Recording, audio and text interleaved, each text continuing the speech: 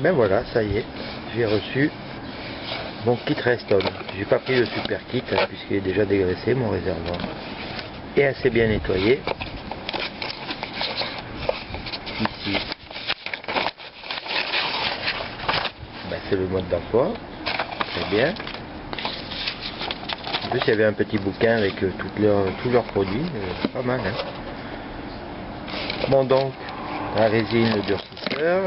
Ok, j'ai pris le 5-15 litres. Et ici, le phosphatant dérouillant. Voilà, ça va m'occuper un moment. Et par contre, il faut prévoir une journée entière pour faire ça, j'ai l'impression. Puisqu'il faut tout faire d'affilée. Bon, je vais un peu lire tout ça, pour voir ce qui se passe, comment ça se passe, et le temps prévu pour chaque. Déjà, je sais que il faut faire la pose de la résine en moins de 2 heures. C'est le temps de durcissement de la résine. Allez, je vous ferai ça en vidéo si j'y arrive. Ouais, le bouquin qui est donné avec, c'est ça.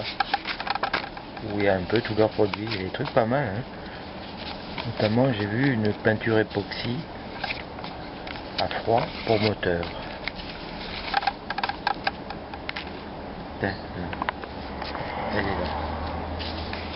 Et anti-corrosion en plus.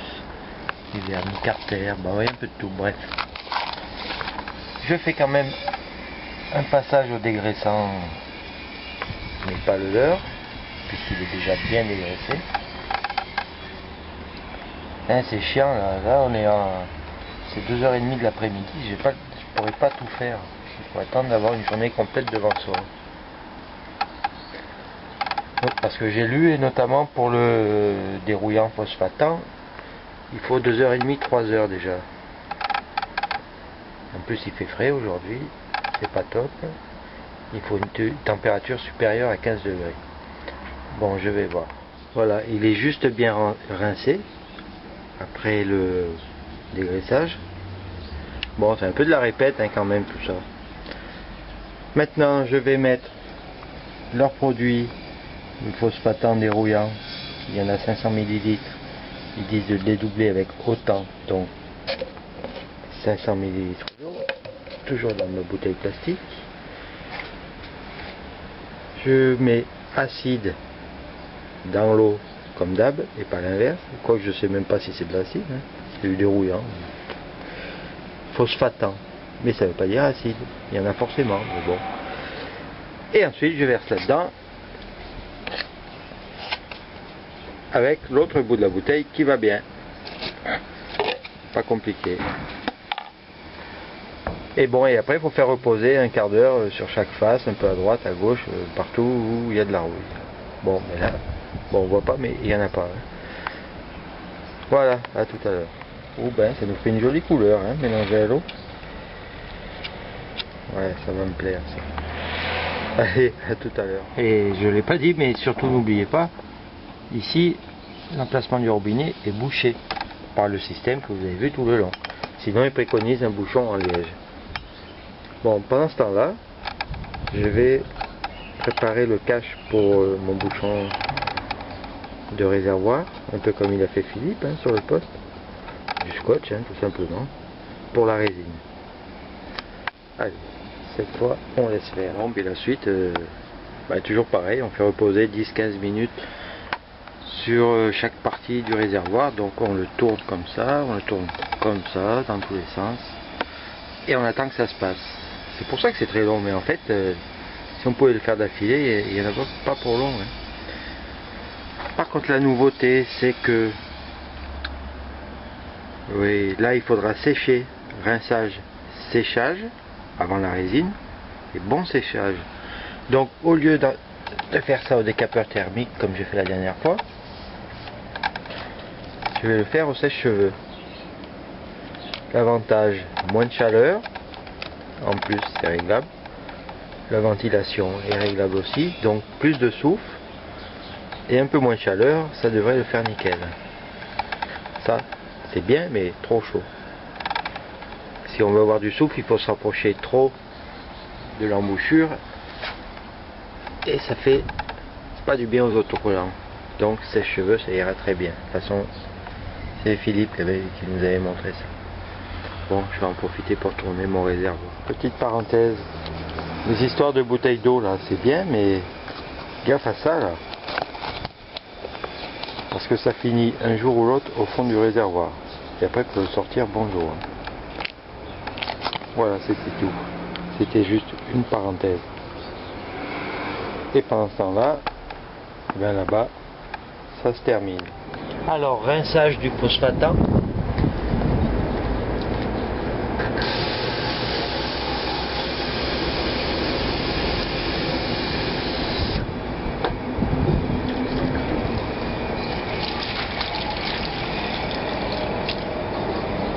Voilà.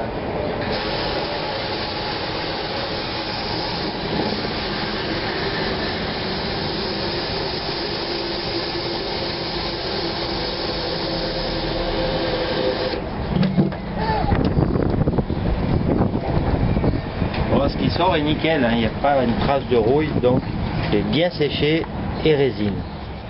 Et effectivement, dedans, c'est nickel de chez nickel. Ben, comme les dernières fois, hein. Sauf que cette fois, je vais mettre la résine, ce sera beaucoup mieux. Je passe un peu là, voir si le doigt ressort rouge. Celui-là qui est bien propre.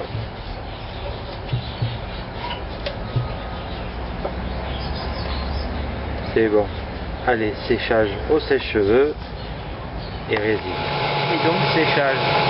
Bon, c'est une installation, mais le principal c'est que ça arrive droit à l'emplacement du bouchon. Bien sûr, laisser ouvert l'emplacement du robinet pour la circulation d'air. Là, par exemple, il sort, il est tiède. Là, il rentre, il est chaud mais supportable, bien. Alors que le décapeur thermique, ça sort bouillant. Et donc voilà, et en plus, il y a des vitesses. Alors, on va jouer comment ça marche. Ouais, d'accord.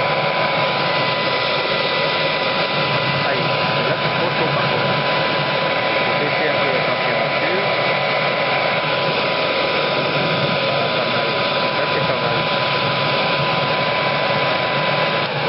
Et je baisse quand même parce que comme je vais le laisser un moment, j'ai pas envie de le cuisiner, je me semble pour pas le dire. Allez, je fais bien sécher et on attaque la résine. Bon là ça fait 10 minutes. Apparemment il est sec parce qu'il ne faut pas oublier de temps en temps de le prendre à la main, de retourner dans sa position d'origine, de secouer et vous verrez qu'il sort une goutte par l'emplacement du robinet. Là je vais retourner et il est nickel. Là l'air qui sort est bien chaud, je vais augmenter un peu la température là. Et il n'y a plus de gouttes qui sortent. Et en plus, ça le chauffe un peu pour la résine, ça sera mieux, elle sera un peu plus liquide. Ben, je pense que je vais arrêter ça. Je vais cacher mon bouchon, mettre donc du scotch ou je ne sais pas encore pourquoi ici. Après l'avoir nettoyé, bien sûr, hein, parce qu'il a pris un peu de goût, de l'acide, tout ce qu'il faut. Et après, on passe à la résine. Voilà, j'ai protégé le bouchon comme j'ai pu. Pas sur le filtrage, on s'en fout. Mais surtout pour éviter de remplir de résine les deux petits trous qu'il y a là d'aération. De toute façon, quand c'est frais, ça part à l'acétone hein, quand même. Mais bon, c'est mieux. Ensuite, j'ai ouvert résine, moitié plein. Donc, c'est du 250 ml d'après ce que j'ai compris. Et durcisseur, 125 ml. Effectivement, il y en a moitié moins, d'après ce que j'ai compris toujours. Un petit bac en plastique, comme ça quand il sera vide, ben, j'aurai mon repère là au fond de durcisseur. Durcisseur non, durcissement oui, mais c'est pas le mot. Voir l'état où ça en est. Hein. Et il faudra bien mélanger les deux. Donc je vais devoir quitter l'appareil photo. Pourquoi je le penche? Ben, pour pas que, vous voyez à droite là, vous savez que plus le bac est grand et plus on en perd. Donc c'est pour ça que je le penche, mon bac. Vous voyez, c'est un bac à glace. Hein. C'est nickel, ça va direct à la poubelle après. Bon, puis là, je vous laisse là. On se revoit tout à l'heure. Ensuite, il faut touiller pour avoir un mélange homogène. Vous voyez bien qu'il y a deux couleurs là. Et bien, il faut arriver à avoir une seule couleur. Bon, on va pas rester non plus là-dessus sans temps.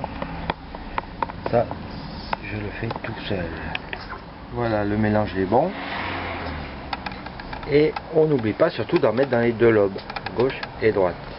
Et après, ça fera des mouvements pendant un maximum de temps. Maximum, c'est 2 heures, ils disent.